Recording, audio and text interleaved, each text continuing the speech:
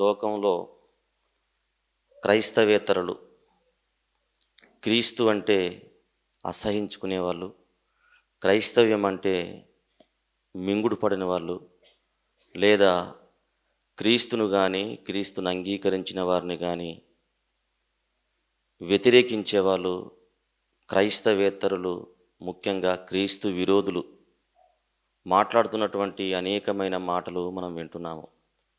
అవేంటంటే, యేసుక్రీస్తు ఒక కన్యకు పుట్టాడు, ఒక ప్రత్యేకమైనటువంటి మనిషిగా లేదా ఒక ప్రత్యేకమైనటువంటి దేవుని కుమారుడిగా ఈ లోకానికి దిగి వచ్చాడు. ఆ యేసు ఏ పాపం చేయకుండా ఈ లోకంలో జీవించాడు. పాపం చేసిన ప్రతి ఒక్కరూ ఆయన రక్తములో పాపాలను కడిగి వేసుకుంటే పాపాలకు ప్రక్షాళన జరుగుతుంది, పాప విమోచన జరుగుతుంది. మనిషి మరణించిన తర్వాత స్వర్గానికి చేరుకోగలుగుతాడు. అది కేవలం ఒక యేసుక్రీస్తు ద్వారానే పాప విమోచన జరుగుతుంది.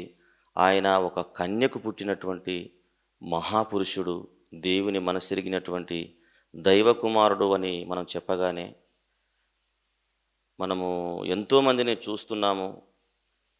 ఎంతోమందిని మనము వాళ్ళు మాట్లాడేది వింటున్నాము. వాళ్ళు వేసే ప్రశ్న ఏంటంటే, కన్యక ఎలా కనగలదండి అని మాట్లాడుతున్నారు. ఇప్పటి వరకు చరిత్రలో జరిగిందా? ఇప్పుడున్నటువంటి పరిస్థితుల్లో అది జరగడానికి వీలుందా? భవిష్యత్తులో ఎప్పుడైనా జరుగుతుందా అని ప్రశ్నిస్తున్నారు. ఆ ప్రశ్నకు సరి అయిన సమాధానం చెప్పేది క్రీస్తు మనసెరిగిన వారు, లేదా దేవుణ్ణి అర్థం చేసుకున్నవారు. ఇంకా లోతుల్లోకి వెళ్ళి మనం ఆలోచిస్తే బైబిలుపై పరిపూర్ణమైనటువంటి అవగాహన ఉన్నవాళ్ళు మాత్రమే సరి అయిన, ధీటైన, సరిపోయే సమాధానం చెప్పగలరు.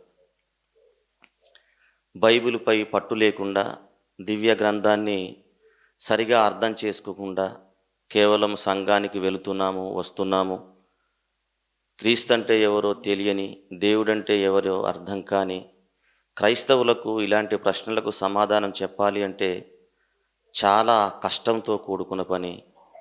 బాధాకరమైనటువంటి విషయం ఏంటంటే, వాళ్ళు సంధించిన ప్రశ్నకు చేతులెత్తేయడమే కాకుండా నిజమే కదా అనుకునే ఆలోచనలోకి వెళ్ళిపోయినటువంటి క్రైస్తవులు లేకపోలేదు.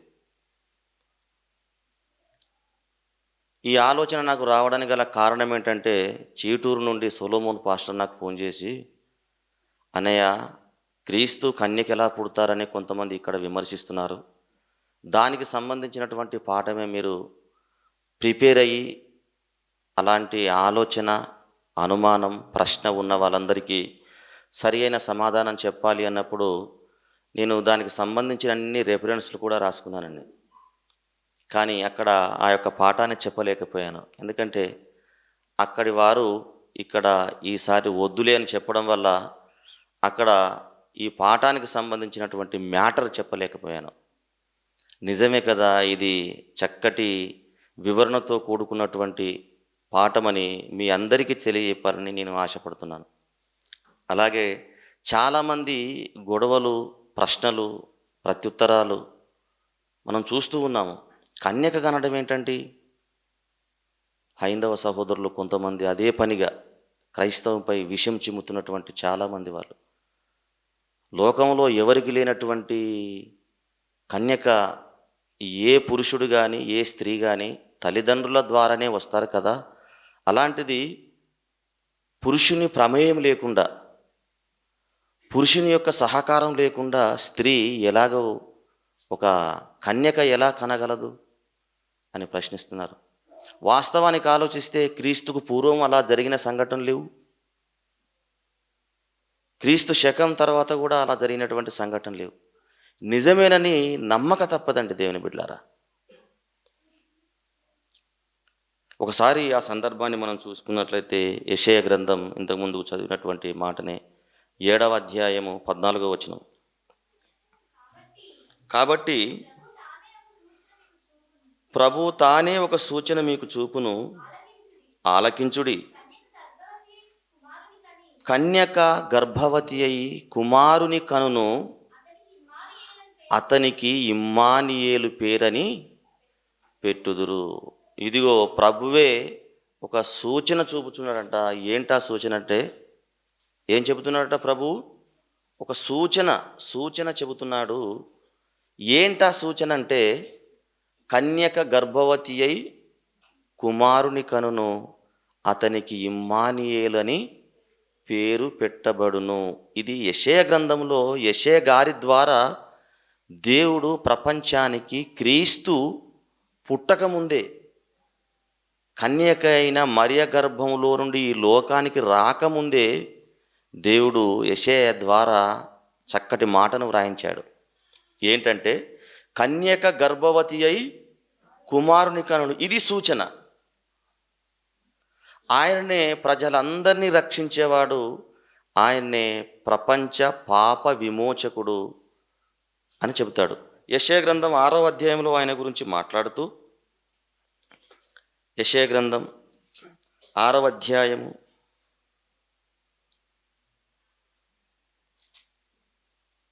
9వ అధ్యాయం, 9వ అధ్యాయం 6వ వచనం ఆయన గురించి మాట్లాడుతూ, ఏలయనగా మనకు శిశువు పుట్టెను, మనకు కుమారుడు అనుగ్రహింపబడెను, ఆయన భుజము మీద రాజ్యభారముండును, ఆశ్చర్యకరుడు, ఆలోచనకర్త, బలవంతుడైన దేవుడు, నిత్యుడగు తండ్రి, సమాధానకర్తయగు అధిపతి అని అతనికి పేరు పెట్టబడును. అంత గొప్పవాడు రాబోతున్నాడు, పుట్టబోతున్నాడు. ఒకవేళ ఈయన పుట్టుక ఎలా ఉంటుంది, ఈయన అతడేనని తెలుసుకోవడానికి, ప్రజలను రక్షించడానికి వచ్చినటువంటి అతడు ఇతడేనని మీరు గుర్తుపట్టడానికి ఏంటంటే ఒక సూచన మీకు ఇవ్వబోతున్నాను. ఏంటి ఆ సూచన అంటే, ఇదిగో 7:14 ప్రభువే తాను ఒక సూచన ఇవ్వబోతున్నాడు. కన్యక గర్భవతి అయి కుమారుని కనును, అతనికి ఇమ్మానియేలని పేరు పెట్టబడును. మీకు అర్థమైందండి? ఒక మహాచక్రవర్తి ఈ లోకానికి రాబోతున్నాడు. యెషయా గారి కాలంలో యెషయాతో దేవుడు మాట్లాడుతున్నాడు. దావీదు కాలంలో దావీదుతో దేవుడు మాట్లాడాడు. దావీదు వేరు చిగురు నుండి, దావీదు మొద్దు నుండి వేరు చిగురు పుట్టును. మోషేతో మాట్లాడాడు, నా వంటి ప్రవక్తను మీ సహోదరుల నుండి ఒకరిని పుట్టింతును. అంటే మోషే నుండి ప్రతి ప్రవక్త మాట్లాడిన ఆ మహానుభావుడు ఎవరు అంటే యేసుక్రీస్తు. ఈ యేసుక్రీస్తు ఈ లోకానికి వచ్చి చేయబోయేటువంటి పనులను గురించి యెషయా మాట్లాడాడు.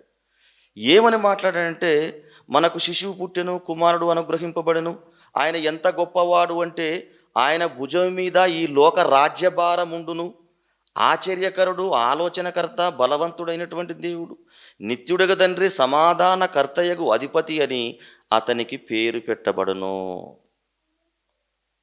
ఇక 7వ వచనంలో, ఇది మొదలుకొని మితి లేకుండా దానికి వృద్ధియు క్షేమమును కలుగునట్లు సర్వకాలము దావీదు సింహాసనమును రాజ్యమును నియమించును.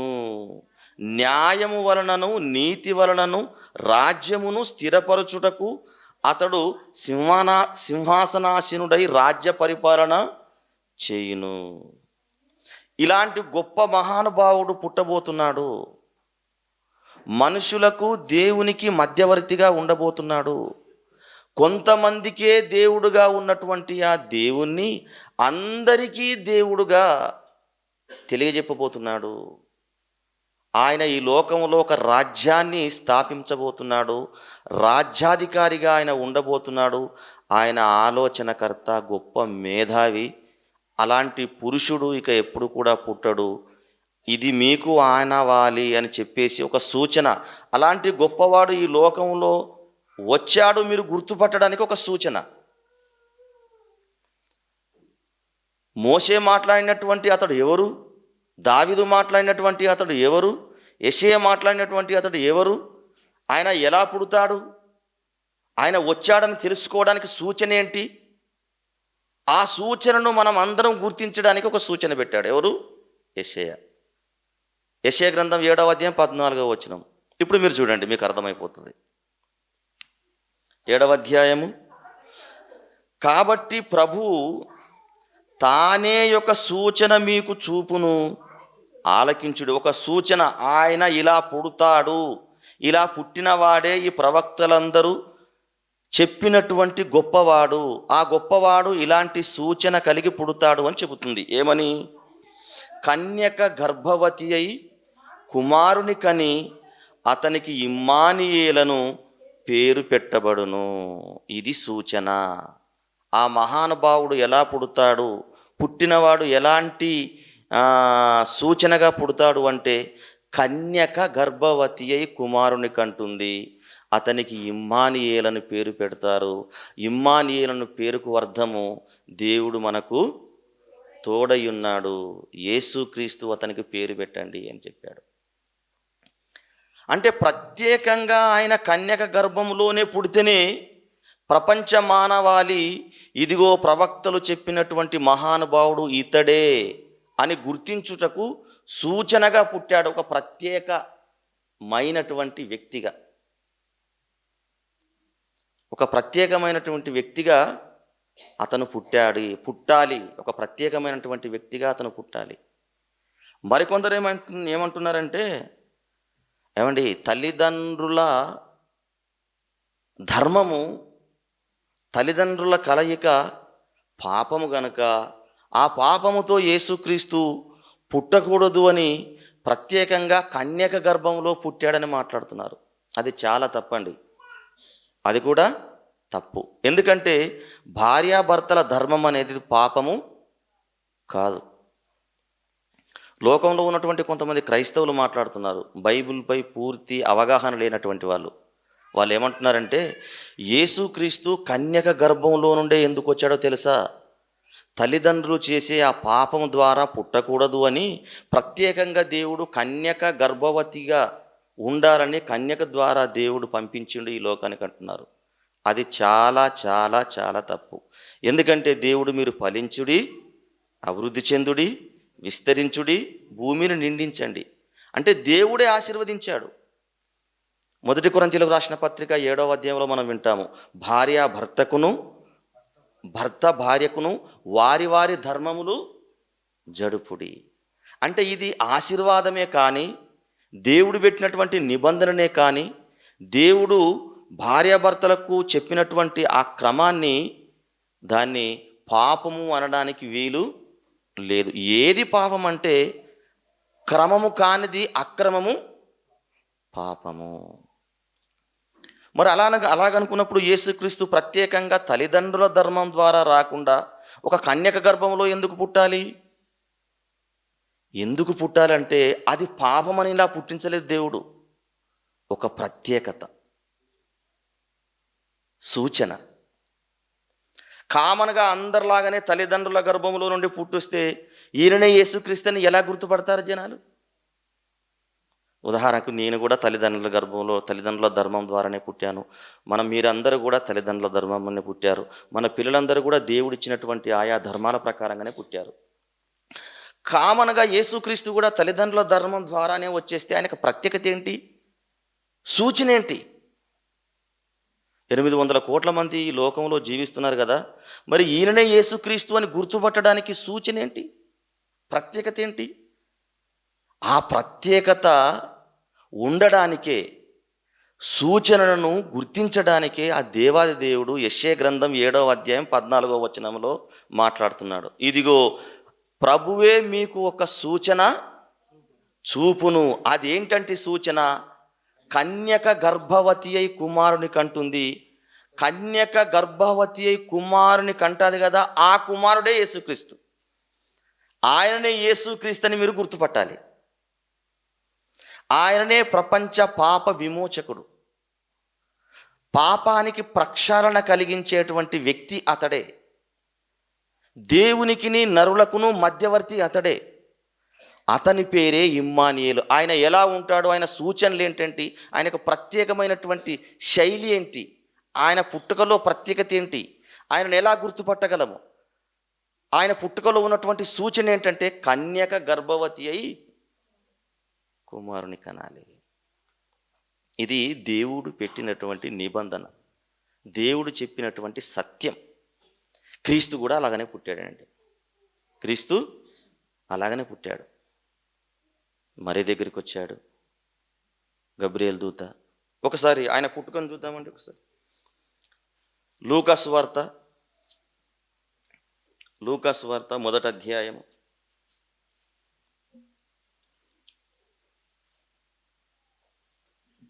26వ వచనం. 6వ నెలలో గబ్రియేలను దేవదూత గలిలయలోని నజరేతను ఊరిలో దావీదు వంశస్థుడైన యోసేపను ఒక పురుషునికి ప్రదానము చేయబడిన కన్యక యొద్దకు దేవుని చేత పంపబడెను. ఆ కన్యక పేరు మరియా.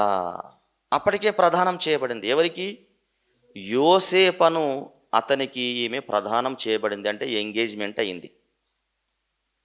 జరిగిన తర్వాత ఏమైందంటే, ఆ దూత లోపలికి వచ్చి ఎక్కడైతే మరియా అనే కన్యక గదిలో ఉన్నదో లోపలికి వచ్చి ఆమెను చూచింది.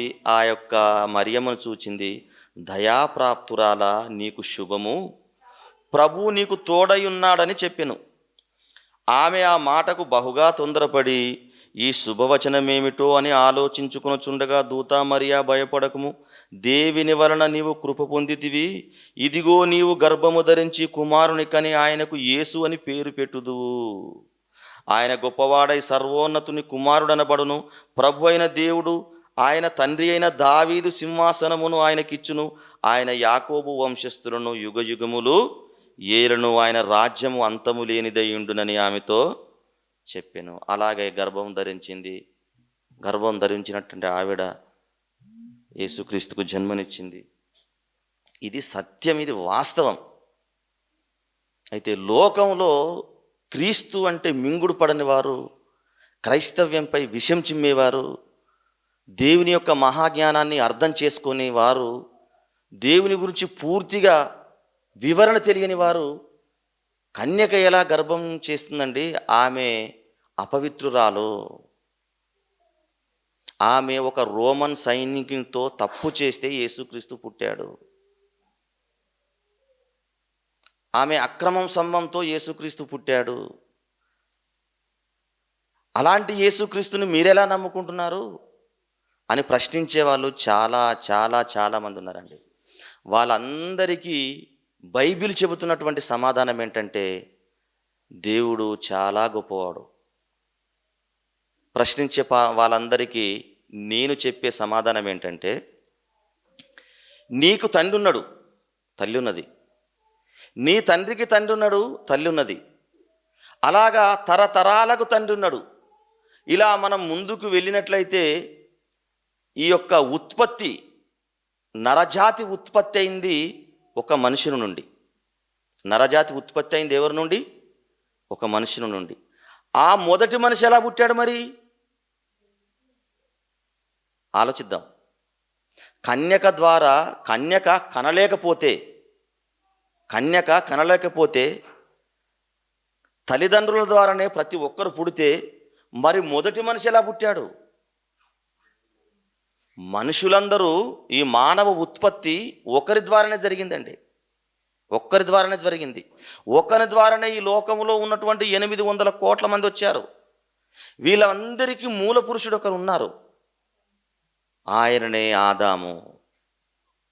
మరి ఆదాము కూడా తల్లిదండ్రుల ద్వారానే పుట్టాడా? మీరు ఆలోచించండి. ఆదాము నా మొదటి మనుషుడు తల్లిదండ్రుల కలయికనే పుట్టాడా? మరి ఆయన ఎలా పుట్టాడు? ఆయనకు తల్లిదండ్రులు లేరు కదా, మానవ రూపంలో ఉన్నటువంటి తల్లిదండ్రులు లేరు కదా. ఆయన ఎలా పుట్టాడు? అపోస్తుల కార్యములు 17వ అధ్యాయం 26వ వచనం. అపోస్తుల కార్యములు 17వ అధ్యాయము 26వ వచనం. మరియు యావత్ భూమి మీద, జాగ్రత్తగా చూడాలి. అపోస్తుల కార్యములు 17వ అధ్యాయము 26వ వచనం. మరియు యావత్ భూమి మీద అనగా ఆరిన నేల మీద బ్రతుకుతున్న సర్వ మానవాళి లేదా ప్రపంచ దేశాలలో ఉన్నటువంటి 250 పైన ఉన్నటువంటి దేశాలలో నివసిస్తున్నటువంటి శరీరధారులుగా ఈ లోకంలో జీవిస్తున్న ప్రతి ఒక్కరని అర్థం. యావత్ భూమి మీద కాపురం ఉండుటకు ఆయన అనగా దేవుడు ఒక్కని నుండి ప్రతి జాతి మనిషిని సృష్టించాడట. ఎవరి నుండి? ఒక్కరి నుండే ప్రతి జాతి మనిషిని. జాతి అంటే శ్వేత జాతీయులు కావచ్చు, నల్ల జాతీయులు కావచ్చు, స్త్రీ జాతి కావచ్చు, పురుష జాతి కావచ్చు. ఒకరి నుండి ప్రతి జాతి మనిషిని సృష్టించి ప్రతి జాతి మనిషిని ఒక్క మనిషి నుండే పుట్టించాడట. నిజమే కదా? ఆదాము నుండే 800 కోట్ల మంది ఆవిర్భవించారు.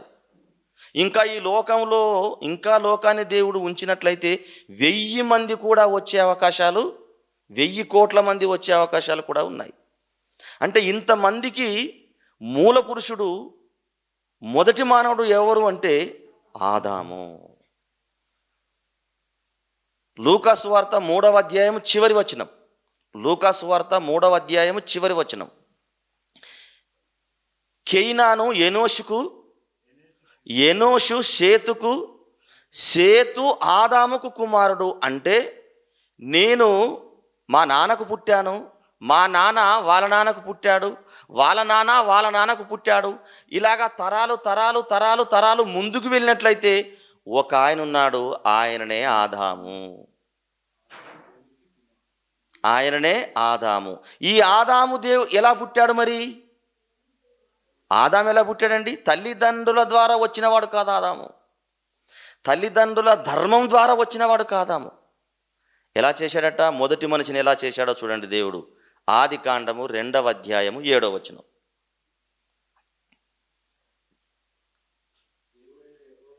దేవుడైన యెహోవా అన్నాడు. దేవుడైన యెహోవా నేలమంటితో మొదటి మనిషిని నిర్మించాడు.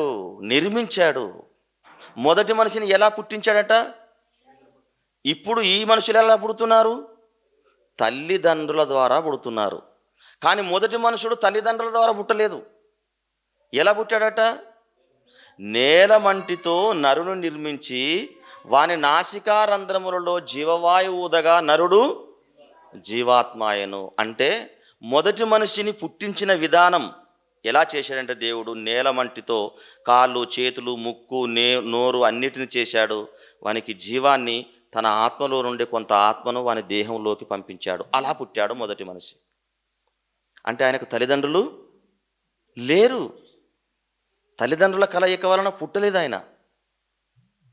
అంటే దేవుడు తల్లిదండ్రుల ద్వారానే పుట్టిస్తాడు అనడానికి రుజువులున్నవి. తల్లిదండ్రులు లేకుండా కూడా పుట్టిస్తాడు. ఆయనకున్నటువంటి శక్తి, సామర్థ్యత. ఏమండి? మొదటి మనిషిని ఇలాగ పుట్టాడు. రెండో మనిషిని ఎలా పుట్టించాడు? అవ్వని ఎలా పుట్టించాడు? అవ్వ తల్లిదండ్రులకు పుట్టిందా? పుట్టలేదండి. తల్లిదండ్రుల కలయిక ద్వారా పుట్టలేదు. విచిత్రంగా మొదటి మనిషినేమో నీలమంటితో నరుని నిర్మించాడు, వాని నాసికారంధ్రములలో జీవవాయువు ఊదగా నరుడు జీవాత్మాయను. మరి రెండవ మనిషిని కూడా నీలమంటితో నిర్మించి చేయొచ్చు కదా? లేదు, మరొక స్టైల్, మరొక రకంగా చేశాడు. ఎలా చేశాడు? అవ్వని ఎలా చేశాడు? 2వ అధ్యాయము చదవండి. వచనం చెప్పండి. 21. అప్పుడు దేవుడైన యెహోవా ఆదామునకు గాఢ నిద్ర కలగజేసి అతడు నిద్రించినప్పుడు ఏం చేశాడటమ్మా? రెండవ మనిషిని అనగా స్త్రీని ఎలా చేశాడట? రెండవ పుట్టుక ఇది. మొదటి పుట్టుక ఆదాము, రెండవ పుట్టుక అవ్వ. ఈమెను ఎలా పుట్టించాడట? ఆదాముకు గాఢ నిద్ర కలగజేశాడట. కలగజేసి ప్రక్కటెముకను ఒకటి తీశాడట. ప్రక్కటెముకలో ఒక ఎముకను తీశాడట. ఆయన మాంసంలో నుండి కొంత మాంసాన్ని తీశాడట. ఆ ప్రక్కటెముకకు ఈ మాంసాన్ని పొదిగించాడట.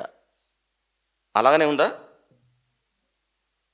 మాంసంతో పూడ్చివేసి తరువాత దేవుడైన యెహోవా తాను ఆదాము నుండి తీసిన ప్రక్కటెముకను స్త్రీనిగా నిర్మించి ఆమెను ఆదాము నొద్దకు తీసుకుని వచ్చెను.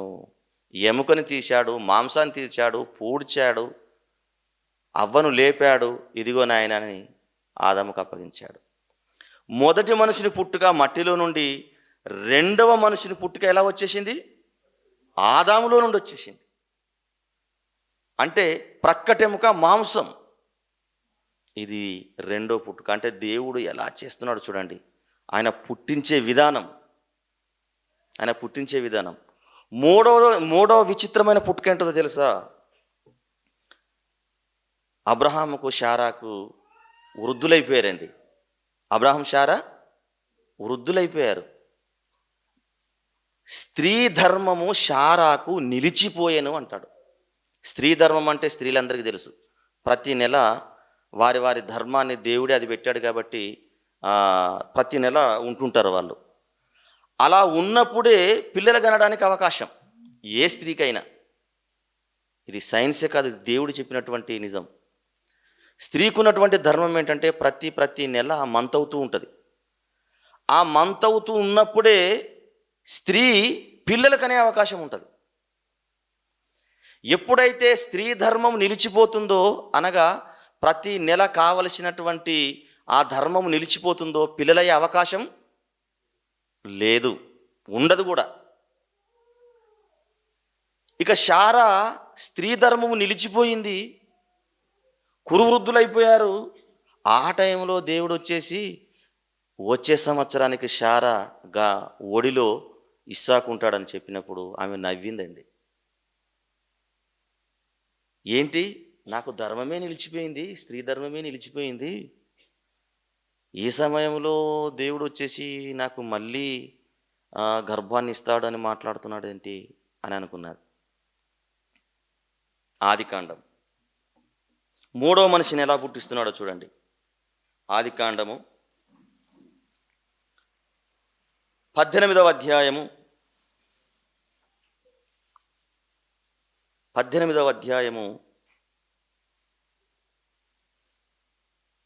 9వ వచనం.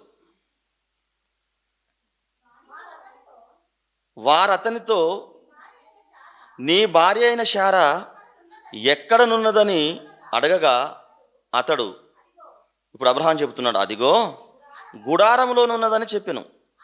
అందుకైన మీదటికి వచ్చే సంవత్సరానికి ఈ కాలమున నీ యొద్దకు నిశ్చయముగా మరలా వచ్చేదను. అప్పుడు నీ భార్య అయిన శారాకు ఒక కుమారుడు కలుగునని చెప్పెను. శారా ఆయన వెనుక నుండిన గుడారపు ద్వారమందు వినుచుండెను. అబ్రహామును శారాయును బహుకాలము గడిచిన వృద్ధులయుండిరి. స్త్రీ ధర్మము శారాకు నిలిచిపోయెను గనక. స్త్రీ ధర్మము శారాకి ఏమైపోయిందట? నిలిచిపోయింది. పిల్లలయ్యే అవకాశమే లేదు. స్పెషల్ డాక్టర్లకు చూపించుకున్న అవకాశమే లేదు. ఎందుకంటే స్త్రీ ధర్మము నిలిచిపోయింది, పిల్లలు అవ్వడానికి అవకాశమే లేదు. అప్పుడు ఏమనుకుంటుందో చూడండి శారా, నేను బలము ఉడిగిన దాననే, తర్వాత నాకు శుభము కలుగునా, నా యజమానుడు అని చెప్పేసి వృద్ధుడై ఉన్నాడు కదా అని తనలో తను నవ్వుకొనను. అంతట యెహోవా అబ్రహాముతో ఇలా మాట్లాడుతున్నాడు, వృద్ధురాలనైనా నేను నిశ్చయముగా ప్రసవించేదన్నా అని శారా నవ్వనేలా? యెహోవాకు అసాధ్యమైనది ఏదైనా ఉన్నదా? ఇది మనం అండర్లైన్ చేసుకోవాలి. తనలో తను నవ్వుకున్నది. ఏంటి, నా ధర్మం నిలిచిపోయింది కదా, ఇప్పుడు ఇతడు గారు వచ్చేసి వచ్చే సంవత్సరానికి నీ యొక్క శారా ఒడిలో కుమారుడు ఉంటాడు అంటున్నాడు. అసలు నా భర్తనేమో వృద్ధుడైపోయాడు, ఏదో అనుకోకుండా ఏదైనా జరిగితే జరగవచ్చు అనుకుందాం అనుకుంటే నాకు ఆల్రెడీ నా ధర్మము, స్త్రీ ధర్మము నిలిచిపోయింది, ఇక పిల్లలు పుట్టడానికి అవకాశం ఏముంది అని తనలో తను నవ్వుకోగానే అబ్రహాంతో మాట్లాడుతున్నాడు. నీ భార్య ఎందుకు నవ్వుతుందయ్యా అంటే, ఇక పూర్తిగా నా గురించి నీ భార్యకు కానీ అర్థం కాలేదు. ఎందుకంటే దేవునికి అసాధ్యమైనది ఏం మాట అండి అది, ఒక్కసారి మీరు ఆలోచించండి. దేవునికి అసాధ్యమైనది ఏది లేదా? దేవునికి అసాధ్యమైనది ఏది లేదా? మానవులకైతే అసాధ్యం. స్త్రీ ధర్మం నిలిచిపోతే, అమ్మ నీ వయసు అయిపోయింది, అసలు నీకు పిల్లలే పుట్టరు, నీ గర్భము ఉడిగిపోయింది, అసలు పుట్టే అవకాశమే లేదంటారు. ఎందుకంటే వాళ్ళకు అసాధ్యం. గర్భంలో, స్త్రీ గర్భంలో వాటిని ఏమంటారంటే బుడగలు, మన నీటి బుడగలు. నీటి బుడగలు వచ్చేస్తే పిల్లలయ్యే అవకాశాలు పూర్తిగా సన్నగిల్లిపోయాయి. దేవుని మీద భారం వేయండి, మీ దేవుని మీద భారం వేసి ముందుకెళ్ళండి అంటారు. అంటే బుడగలు వస్తే వీళ్ళకు అసాధ్యమేమో, కానీ వైద్యులకు, దేవునికి ఏదైనా సాధ్యమే. దేవునికి ఏదైనా సాధ్యమే. అంటే మానవులకు అసాధ్యం కావచ్చు, సైంటిస్టులకు అసాధ్యం కావచ్చు, లోకంలో ఉన్నటువంటి మానవులకు ఏదైనా అసాధ్యమేమో, కానీ దేవునికి సమస్తము. ఎలా మాట్లాడుతున్నాడండి ఆయన? అంటే ఇప్పుడు మీరు ఆలోచించండి దేవుని బిడ్డలారా, శారా ధర్మము నిలిచిపోయిన తర్వాత మూడో వ్యక్తిని ఎలా పుట్టించాడు చూడండి. మూడో వ్యక్తిని ఎలా పుట్టించాడంటే దేవుడు ఒక అద్భుతంగా, అసలు సెన్సేషనల్. సాధ్యము కానిది సాధ్యమైంది, అసాధ్యమైనది సుసాధ్యమైపోయింది. అంటే దేవుని చేత ఏది కాదు అనడానికి వీల్లేదండి. మొదటి మనిషిని మట్టితోని పుట్టించాడు, రెండో మనిషిని మనిషిలో నుండి తీశాడు, మూడో మనిషిని సాధారణంగా స్త్రీకి కలిగినటువంటి ధర్మం నిలిచిపోయిన తర్వాత కలిగించాడు. మూడైపోయాయండి. ఇంకొక విచిత్రం ఏంటంటే, జకరియా ఎలిజబెత్ గురించి మీకు తెలుసా? జకరియా ఎలిజబెత్ వాళ్ళు కురువృద్ధులు అయిపోయారండి, వాళ్ళకు పిల్లలు లేరు.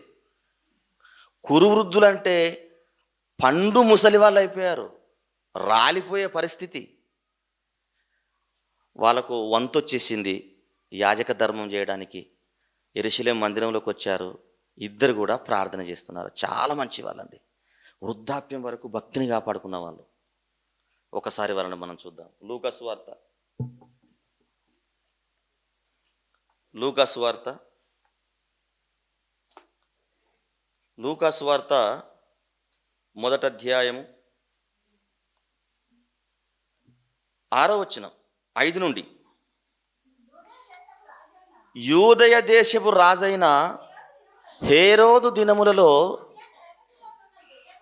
అబియా తరగతిలోనున్నటువంటి జకర్యా అను ఒక యాజకుడు ఉండెను. అతని భార్య అహరోను కుమార్తెలలో ఒకటి, ఆమె పేరు ఎలిజబెతు. భర్త పేరు జకర్యా, భార్య పేరు ఎలిజబెత్. వీరిద్దరూ ప్రభు యొక్క సకలమైన ఆజ్ఞల చొప్పునను న్యాయ విధుల చొప్పునను నిరపరాధులుగా, అపరాధులుగాదట, నిరపరాధులుగా నడుచుకొనుచు దేవుని దృష్టికి నీతిమంతులై ఉండిరి. ఎంత మంచి వాళ్ళండి. సకలమైన ఆజ్ఞల చొప్పున, సకలమైన అంటే దేవుని ఆజ్ఞలు ఉన్నాయి కదా, కొన్ని ఆజ్ఞలు పాటించలేదట వీళ్ళు. సకలమైన ఆజ్ఞల చొప్పున, దేవుని న్యాయ విధుల చొప్పున. ఒకరు చదవండి అమ్మా, చదువురా. నిరపరాధులుగా నడుచుకొనుచు దేవుని దృష్టికి నీతిమంతులై ఉండిరి. సకల ఆజ్ఞలు పాటిస్తున్నారు, సకలమైనటువంటి న్యాయ విధులు వాళ్ళ జీవితంలో నెరవేరుస్తున్నారు, ఆజ్ఞలు పాటిస్తున్నారు. అంతేకాకుండా వారి యొక్క జీవితాలలో దేవుని కొరకు అపరాధులుగా ఉండలేదట, నిరపరాధులుగా జీవిస్తూ నీతిమంతులై ఉన్నారంటండి. ఇంతమంది నీతిమంతులకు గొడ్రల్లై ఉండడం ఏంటండి? మీరు ఆలోచించండి.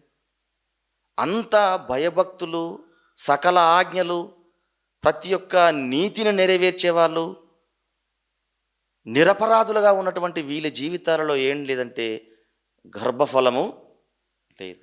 అయినా కానీ ఏ రోజు కూడా గర్భఫలము అని ప్రార్థన చేయలేదు వీళ్ళు. వీళ్ళు వచ్చారు, ఇద్దరు కలిసి ప్రార్థన చేస్తున్నారు. చూడండి 8వ, ఎలిజబెత్ గొడ్రాలైనందున వారికి పిల్లలు లేకపోయిరి, మరియు వారిద్దరు బహుకాలము గడిచిన వృద్ధులైరి అని లేదు, అక్కడేమన్నాడు? బహుకాలం అన్నాడు. అంటే కురువృద్ధాప్యం వచ్చేసింది అనమాట. వృద్ధ దంపతులు ఉంటారు, కురువృద్ధ దంపతులు కూడా ఉంటారు. వీళ్ళు ఎవరంటే కురువృద్ధ దంపతులు. మనం అంటాంగా పండు ముసలి వాళ్ళు అంటాము, అంటే రాలిపోయేటువంటి స్థాయికి వచ్చిన వాళ్ళు. అంటే ఈమె కూడా స్త్రీ ధర్మము నిలిచిపోయింది, వాళ్ళ వంతు వచ్చేసింది. యెరూషలేము దేవాలయంలోకి వెళ్ళారు, ప్రార్థన చేస్తున్నారు. పిల్లలు కావాలని కాదు, పిల్లలు కావాలని ప్రార్థన చేస్తలేరు. దేవా మమ్మల్ని పుట్టించినందుకు వందనాలు అంటున్నారో ఏమంటున్నారో మనకు తెలియదు, కానీ ప్రార్థనలు చేస్తున్నారు. 8వ వచనం, జకరియా తన తరగతి క్రమము చొప్పున దేవుని ఎదుట యాజక ధర్మం జరిగించుచుండగా యాజక మర్యాద చొప్పున ప్రభు ఆలయములోనికి వెళ్ళి ధూపం వేయుటకు అతనికి వంతు వచ్చెను. ధూప సమయమందు ప్రజల సమూహమంతయు వెలుపల ప్రార్థన చేయుచుండగా ప్రభుదూత ధూపవేదిక కుడివైపున నిలిచి అతనికి కనబడగా జకరియా అతను చూచి తొందరపడి భయపడిన వాడాయను. లోపలికి వెళ్ళాడు, ధూపం వేస్తున్నాడు, దేవదూత వచ్చేసింది. దేవదూత చూడగానే భయపడిపోయాడు. భయపడిన వెంటనే దేవదూత మాట్లాడుతుంది, భయపడకు జకరియా, నీ ప్రార్థన వినబడినది. నీ భార్య అయిన ఎలిజబెతు నీకు కుమారుని కనును, అతనికి యోహానని పేరు పెట్టుదువు. నీ ప్రార్థన వినబడింది అనగానే మనం ఏమనుకుంటామంటే, నాకు పిల్లలు లేరు, పిల్లలి ప్రభువా అని ప్రార్థన చేసిండు కావచ్చు, దేవదూత నీ ప్రార్థన నాకు వినబడింది, మరుసటి సంవత్సరానికి నీకు కుమారుడు పుడతానని దేవదూత చెబుతుంది కదా అని మనం అనుకుంటాము. కానీ ప్రార్థన చేసింది పిల్లలు కావాలని ప్రార్థన చేయలేదు జకరియా. పిల్లలు కావాలని ప్రార్థన చేయకపోతే, నీ ప్రార్థన నాకు వినబడింది, మరుసటి సంవత్సరానికి నువ్వు యోహానును కంటావని మరి దూత ఎందుకు మాట్లాడుతుందండి అని మీరు అనవచ్చు. అయితే ఒకవేళ పిల్లలు కావాలనే ప్రార్థన చేస్తే దేవదూత వచ్చేసి నీకు మీదటికి కుమారుడు పుడతాడని చెప్పినప్పుడు సంతోషపడతామా, ఆశ్చర్యపోతామా? సంతోషపడతాం. పిల్లలు కావాలని ప్రార్థన చేస్తే, నీకు పిల్లలు అవుతారని దేవదూత మాట్లాడితే అప్పుడు మనలోకి వచ్చేది ఏంది? సంతోషం, నేను చేసినటువంటి ప్రార్థనకు దేవుడు ప్రతిఫలం ఇచ్చిండని. కానీ నీ ప్రార్థన మాకు వినబడ్డది, నువ్వు నెక్స్ట్ ఇయర్ వరకు ఒక కుమారుని కంటావు, అతనికి యోహాన్ పేరు పెట్టవనగానే ఇతడు ఆశ్చర్యపోయిండు, నాకెలా సాధ్యమని. కింద చూడండి ఒకసారి, బాగా అర్థం చేసుకోవడానికి మీరు ఇష్టపడండి. 18వ వచనం,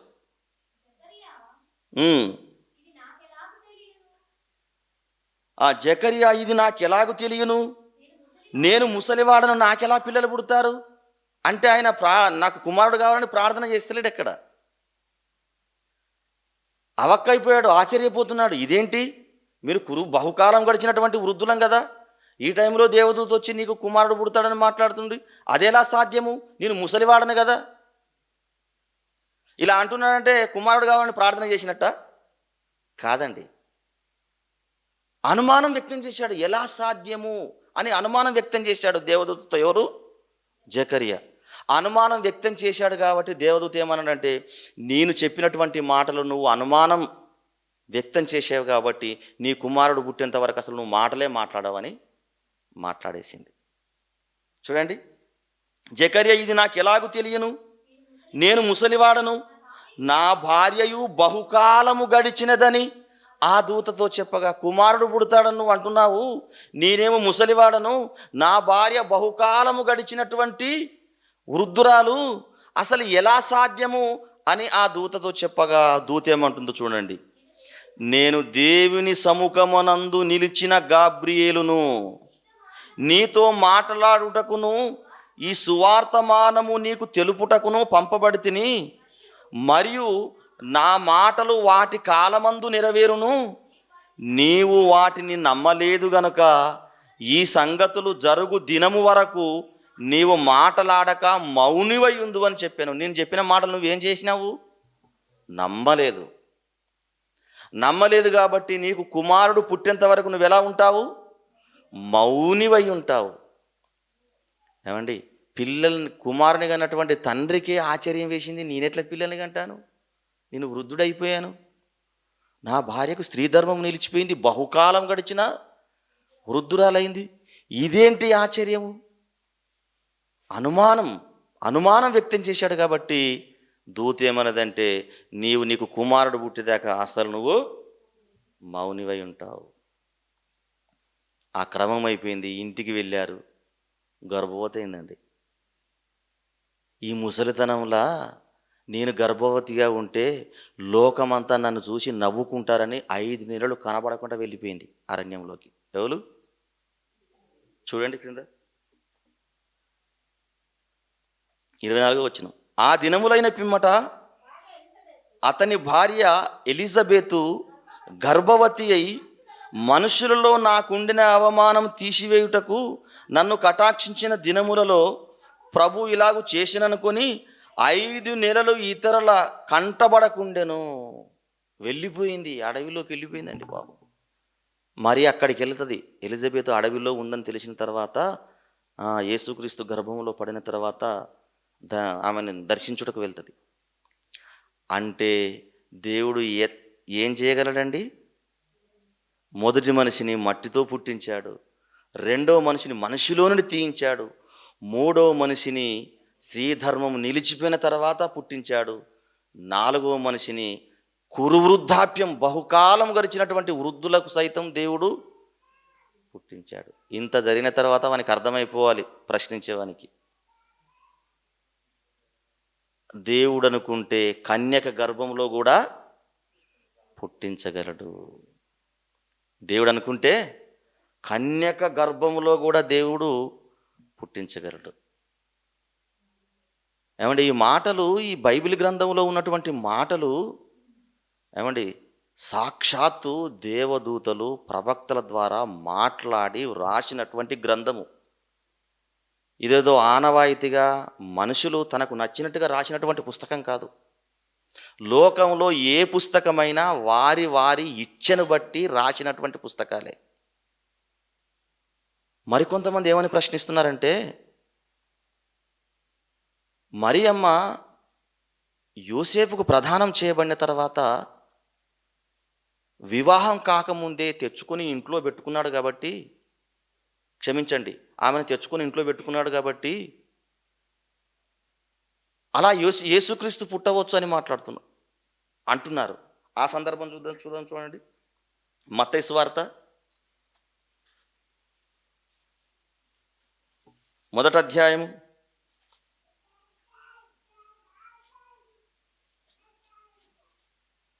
18వ వచనం. యేసుక్రీస్తు జనన విధం ఎట్లనగా, ఆయన తల్లి అయిన మరియా యోసేపునకు ప్రదానము చేయబడిన తర్వాత వారేకము కాకమునుపు ఆమె పరిశుద్ధాత్మ వలన గర్భవతిగా ఉండెను. ఆమె భర్తలైన యోసేపు నీతిమంతుడై ఉండి ఆమెను అవమానపరచనొల్లక రహస్యముగా ఆమెను విడనాడు ఉద్దేశించెను. గర్భవతి అయిపోయింది. ఎవరు? మరియా గర్భవతి అయిపోయింది. ప్రదానం చేయబడిన తర్వాత ఈ సమాచారం తెలిసింది. అబ్బా, మరియా తప్పు చేసింది కదా, తప్పు చేసినటువంటి విషయం నాకు ముందే చెబితే బాగుంటుండే కదా, నేను ప్రదానం చేసుకోబోదు కదా. ఎంత మంచివాడండి, నీతిమంతుడై ఉండెను కనుక. ఏమన్నాడు? యోసేపు చాలా మంచి నీతిమంతుడండి.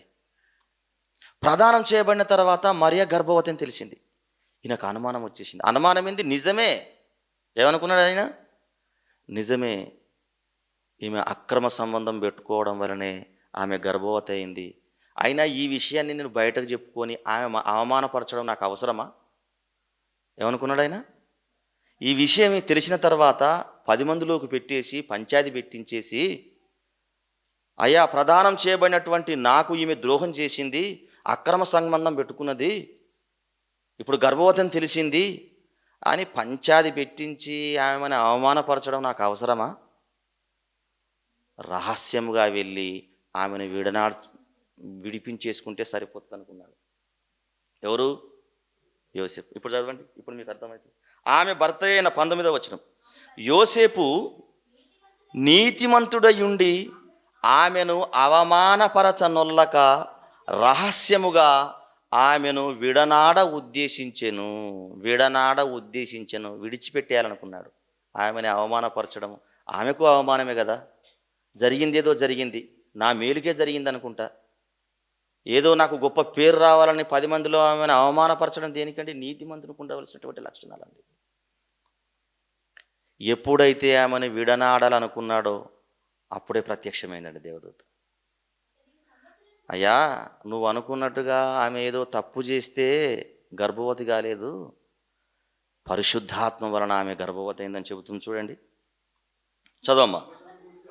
అతడు ఈ సంగతులను గూర్చి ఆలోచించుకొనుచుండగా ఇదిగో ప్రభుదూత స్వప్నమందు అతనికి ప్రత్యక్షమై, దావీదు కుమారుడవైన యోసేపు, నీ భార్య అయిన మరియను చేర్చుకొనుటకు నువ్వు భయపడకుము. ఆమె గర్భము ధరించినది పరిశుద్ధాత్మ వలన కలిగినది. ఆమె గర్భము ధరించింది నువ్వు అనుకున్నట్టుగా, నువ్వు అనుమానం పెట్టుకున్నట్టుగా ఏమండి, అలా జరగలేదు. పరిశుద్ధాత్మ వలన కలిగినది. ఆమె యొక్క కుమారుని కనును తన ప్రజలను వారి పాపముల నుండి ఆయనని రక్షించును గనక ఆయనకు యేసు అని పేరు పెట్టుదువనను. ఇదిగో యెషయా గ్రంథములో ప్రవక్త అయిన యెషయా గారు మాట్లాడింది నీ ద్వారా.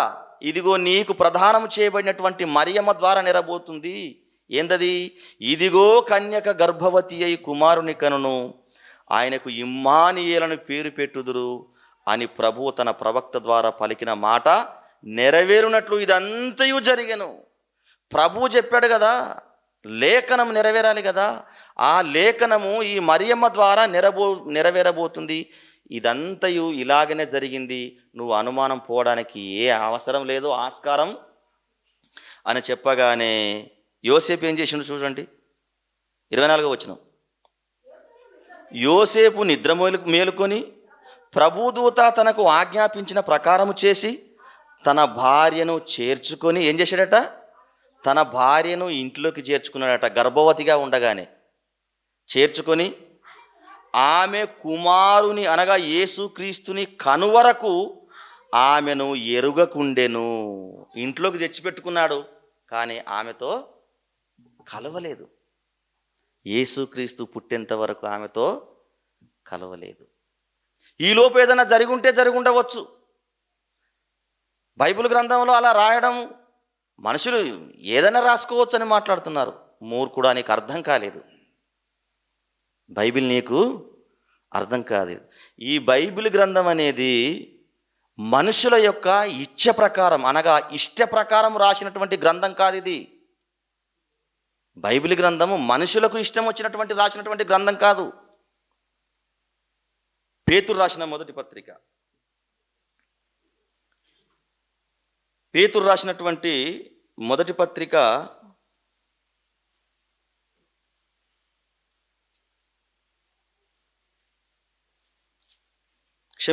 రెండవ పత్రిక, పేతురు రాసినటువంటి రెండవ పత్రిక మొదటి అధ్యాయము 20వ వచనం చూడండి.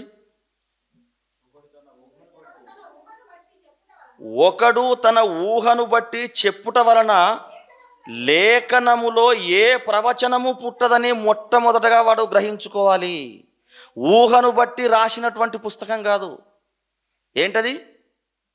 బైబిల్ గ్రంథము మనుషుల ఊహను బట్టి రాసినటువంటి పుస్తకం కాదు. లోకంలో ఉన్నటువంటి అనేకమైన పుస్తకాలు ఊహను బట్టి రాసినాయే. ఏదో సంకల్పించుకుంటాడు, ఏదో ఊహించుకుంటాడు, నా ఆత్మకథను రాసుకుంటాడు. అదంతా కూడా ఊహను బట్టి రాసింది. కానీ బైబిల్ గ్రంథము ఊహను బట్టి రాయబడినటువంటి పుస్తకం కాదని మాట్లాడుతున్నాడు. చూడండి అన్నమాట. ఒకడు తన ఊహను బట్టి చెప్పుట వలన లేఖనములో ఏ ప్రవచనమును పుట్టదని మొదట గ్రహించుకోవాలి వాళ్ళు. ఎవడైనా ఈ లేఖనాలను బైబిల్ని చదివేవాడు ఎవడైనా సరే, గ్రంథములో వ్రాయబడినటువంటి 66 పుస్తకాలు ఊహను బట్టి, ప్రవక్తల ఊహను బట్టి, వాళ్ళ ఇష్టాన్ని బట్టి రాసినటువంటి పుస్తకము కాదు అని చెబుతున్నాడు. 21వ వచనం.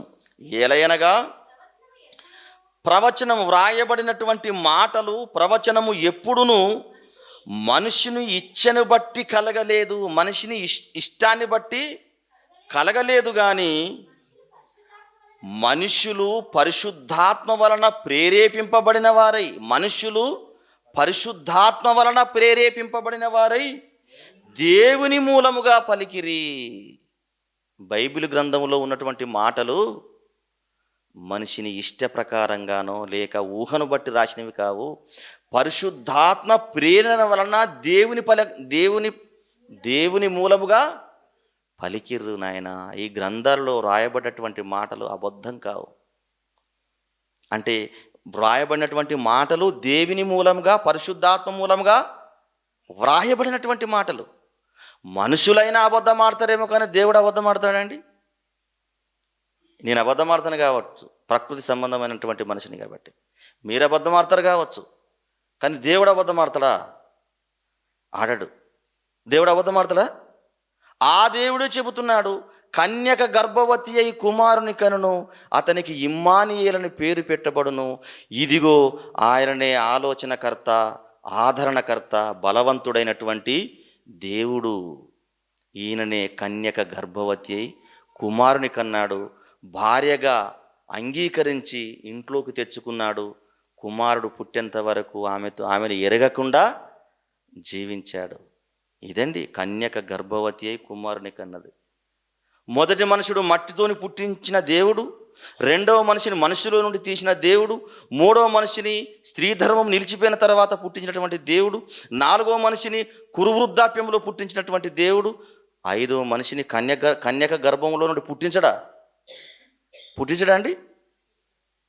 దేవునికి సమస్తము అవసరం అనుకుంటే దేవుడు రాళ్ళ వలన కూడా పిల్లల్ని పుట్టించగలడు. తెలుసా? దేవునికి ఏదైనా సాధ్యం ఉందా అండి? రాళ్ళ వలన పుట్టించగలడు, రోకలితో పుట్టించగలడు, ప్రకృతితో కూడా పుట్టించగలడు దేవుడు. ఎందుకు? ఆయన దేవుడు. 3వ అధ్యాయం మత్తయి సువార్త. తమ్ముడు ఒక్క నిమిషం.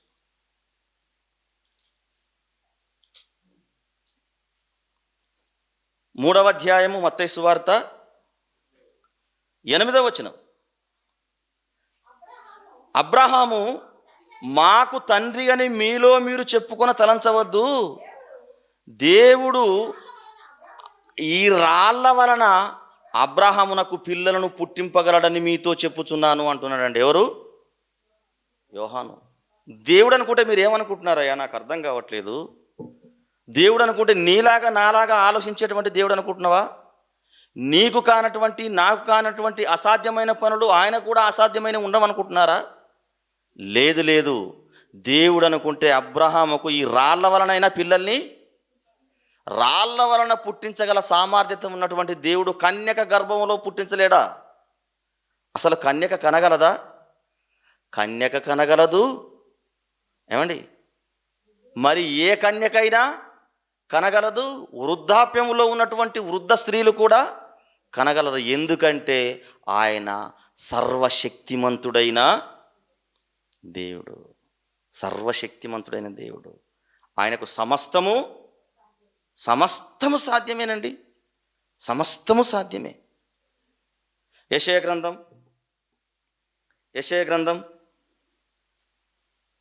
గ్రంథము 44వ అధ్యాయం 24వ వచనం చూడండి దయచేసి.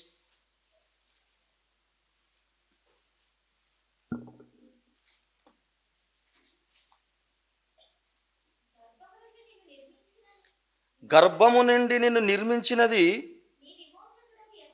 నీ విమోచకుడకు యెహోవా ఇలాగు సెలవిచ్చుచున్నాడు, యెహోవానగు నేనే సమస్తమును జరిగించువాడను. చూశాడండి? యెహోవానగు నేనే సమస్తమును జరిగించువాడను. సమస్తము ఏదైనా చేయగలను. మత్తయి సువార్త 19వ అధ్యాయము, 26వ వచనం చూడండి. వారిని చూచి ఇది మనుషులకు అసాధ్యమే గాని దేవునికి సమస్తమును సాధ్యమని చెప్పాను. దేవునికి సమస్తము సాధ్యమే. నీకు అర్థం కాకుండా పొరపాటు పడుతున్నావు కానీ దేవునికి సమస్తము ఎవరితోనైనా రాళ్లతో పుట్టించగలడు, మట్టితో పుట్టించగలడు, మనిషిలో నుండి తీయగలడు, స్త్రీ ధర్మం నిలిచిపోయిన తర్వాత పుట్టించగలడు, వృద్ధాప్యంలో కూడా దేవుడు పుట్టించగలడు. అంత సామర్థ్యత ఉన్నటువంటి దేవుడు ఒక కన్యక గర్భంలో నుండి కుమారుని పుట్టించలేడా? అసలు నీవు నేనెలా పుట్టాము? తల్లిదండ్రుల ద్వారా పుట్టలేదు, అదొక క్రమం. కానీ అన్ని మాత్రం ఆయన్నే. ఎవరు? దేవుడు. యోహాను సువార్త, నువ్వెలా పుట్టావు నాయన? నువ్వు నీ తల్లిదండ్రుల ద్వారా పుట్టావు అనుకుంటున్నావా? నీకు అర్థం కాదు అది. 13వ వచనం, మొదటి అధ్యాయము 13వ వచనం. యోహాను సువార్త 1వ అధ్యాయం 13వ వచనం. లోకములో పుట్టుకొస్తున్న ప్రతి మనిషి దేవుని వలన పుట్టిన వారే గాని రక్తము వలనైన, అంటే తల్లిదండ్రుల రక్తము వలనైనను, తల్లిదండ్రుల శరీరేచ్ఛల వలనైనను, మానుసేచ్ఛల వలనైనను పుట్టినవారు కారు. ఎవరి ద్వారా పుట్టారు? దేవుని ద్వారానే పుట్టారు. అలాగనుకుంటే లోకంలో వివాహమయ్యి భార్యాభర్తలు వారి వారి ధర్మాలు జరుపుతున్న పిల్లలు పుట్టని వందల దంపతులు ఉన్నారు, లక్షల దంపతులు ఉన్నారు. భారతదేశంలోనే కొన్ని లక్షల మంది భార్యాభర్తలుగా ఉండి పిల్లలు కాని వాళ్ళు అనేక మంది ఉన్నారంట. అంటే అర్థం ఏంటి? భార్యాభర్తలు కేవలం వారి వారి ధర్మాలు జరుపుతూనే పుట్టరు పిల్లలు. దేవుని కరుణ, వాత్సల్యత, ప్రేమ, అనురాగం ఇదిగో ఇవ్వాలని ఆయనకు కోరిక. 127వ కీర్తన, 127వ కీర్తన, గర్భఫలము కుమారులిచ్చు అని ఉంటుంది చూడండి ఒకసారి. తన ప్రియులు నిద్రించుచుండగా ఆయన వారికి ఇచ్చుచున్నాడు. నిద్రిస్తున్నారు భార్యాభర్తలు, తల్లిదండ్రులు. ఎవరు ఇవ్వాలి? అది దేవుడు. తన ప్రియులు నిద్రించుచుండగా ఆయన అనగా దేవుడు వారికి ఇచ్చుచున్నాడు. ఇచ్చేది దేవుడు, ఇవ్వాలి. వారి వారి ధర్మాలు జరిపిన, భార్యాభర్తల ధర్మాలు వారి వారు జరిపిన ఆయన ఇవ్వాలి. ఆయన వారికి ఇచ్చుచున్నాడు అని క్రిందికి వచ్చేసరికి ఏమని మాట్లాడతారంటే, కుమారులు యెహోవా అనుగ్రహించు స్వాస్థ్యము, గర్భఫలము ఆయన ఇచ్చు. అంటే 800 కోట్ల మంది ఆయన ఇచ్చినటువంటి బహుమానాలు. నువ్వు అనుకున్నట్టుగా ఏదేదో తల్లిదండ్రుల ద్వారా వచ్చిన వాళ్ళు కాదు వీళ్ళు. అంటే కన్యక కనగలదా? కనగలదు. ప్రకృతి సంబంధమైన మనుషుడు దేవుని ఆత్మ విషయాలను అంగీకరించట్లో ఎప్పటికీ విఫలమైపోతాడండి దేవుని బిడ్డలారా. ప్రకృతి సంబంధమైనటువంటి మనస్సు దేవునికి విరోధమైనది. మేము దృశ్యమైన వాటిని చూడక అదృశ్యమైన వాటిని నిదానించి చూచుచున్నాము. ఎక్కడ పుట్టాము, ఎలా పుట్టాము, ఎవరికి పుట్టాము, ఇది కాదండి మనకు ముఖ్యం. ఎక్కడ పుట్టాము, ఎలా పుట్టాము, ఇది కాదు. ఎందుకు పుట్టావు, ఈ లోకానికి ఎందుకు వచ్చావు, ఈ లోకానికి వచ్చిన తర్వాత నువ్వు ఏమి చెయ్యాలి, ఇవి ప్రాముఖ్యం. నువ్వు అమెరికాలో పుడితేంది, అలాస్కాలో పుడితేంది, నువ్వు ధనవంతుని కడుపులో పుడితేంది, దరిద్రుని కడుపులో పుడితేంది, నువ్వు శాస్త్రవేత్త కడుపులో పుడితేంది, సామాన్యుని కడుపులో పుడితేంది, నువ్వు విద్యను అభ్యసించిన వాడవైతే ఏంది, విద్య విహీనుడవైతే ఏంటండి. ఎక్కడ పుట్టాము ముఖ్యం కాదు, ఎవరికి పుట్టామో ముఖ్యం కాదు, ఎలా పుట్టామో ముఖ్యం కాదు, ఎందుకు పుట్టావో ముఖ్యం. నువ్వు ఎందుకు పుట్టావు, ఆ యేసుక్రీస్తు ఎందుకు వచ్చాడు. కళ్ళు తెరవగానే ఈ లోకంలోకి వచ్చాము, కళ్ళు మూయగానే ఈ లోకంలో నుండి మరో లోకానికి వెళ్తాము, అంతే. ఆ లోకానికి వెళ్ళాలంటే నువ్వు యేసుక్రీస్తును అంగీకరించి తీరాలి. క్రీస్తుని విమర్శించడం కాదు, క్రీస్తుని స్వయరక్షకునిగా అంగీకరించు. క్రీస్తుపై విషం చిమ్మటం కాదు, క్రీస్తు ప్రేమతో ఆకర్షించి నీ పాపాలను కడిగి వేసుకో, నీకు రక్షణ వస్తుంది. క్రైస్తవ్యం అంటే భేదాభిప్రాయాలు సృష్టించడం కాదు. క్రైస్తవ్యాలు సమాజానికి అవసరమని గుర్తించి యేసుక్రీస్తుని అంగీకరిస్తే నీ జీవితానికి ప్రయోజనం. అందుకొరకే సుమియోను ప్రవక్త అంటాడు. ఆ మాట చూసుకొని మనం ముగించుకుందాం. లూకా సువార్త మొదటి అధ్యాయం, క్షమించండి, లూకా సువార్తనే 2వ అధ్యాయము 34వ వచనం. లూకా సువార్త 2వ అధ్యాయం 34వ వచనంలో, సుమియోను వారిని దీవించి, అనగా యోసేపును మరియమ్మను యేసుక్రీస్తును దీవించి, ఇదిగో అనేక హృదయాలోచనలు బయలుపడినట్లు ఇజ్రాయేలులో అనేకులు పడుటకును పడిన వారు తిరిగి లేచుటకును వివాదాస్పదమైన గుర్తుగా ఈయన నియమింపబడి ఉన్నాడు. వివాదాస్పదమైన గుర్తుగా ఈయన ఇప్పటికీ ఆయన యేసుక్రీస్తు అనేక మందికి వివాదాస్పదంగానే ఉన్నాడు. ఎందుకు వివాదాస్పదం అంటే ఆయన గురించి అర్థం కాని వాళ్ళు.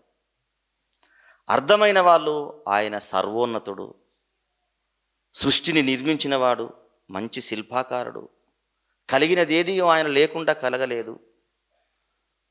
ఈ లోకాన్ని సృష్టించింది ఆయనే, సర్వమానవాళిని రక్షించడానికి వచ్చింది యేసే, మనుషులు చేసినటువంటి పాపాలను కడిగివేసేవాడు ఆయన్నే, మనుషుల పాప క్షమాపణ చేసేవాడు ఆయన్నే, ఆయనే స్వర్గానికి మార్గం చూపించినవాడు, ఆయననే స్వర్గానికి మార్గం వేసినవాడు, ఆయనే ఆ మార్గం ద్వారా ఎంచుకున్న వారికే పరలోకం అని చెప్పడానికి వచ్చి మార్గాన్ని వేసి చూపించినవాడు. ఆయన నమ్ముకోండి, మీ జీవితాలు బాగుపడతాయి. ఆయన నమ్ముకోండి, మీ పాపానికి ప్రక్షాళన జరుగుతుంది. ఆయనను అంగీకరించండి, మీ జీవితాలు జ్యోతులుగా ఈ లోకంలో జీవిస్తాయి. ఆయన నమ్ముకొని మరణించండి, మీరు సర్వోన్నతుడైన దేవుని యొద్దకు వెళతారు. కాబట్టి కన్యక కనగలదా? కనగలదు. ఆన్సర్ వచ్చేసిందా? వచ్చేసింది. ఇంకేమైనా డౌట్స్ ఉంటే నన్ను అడగండి.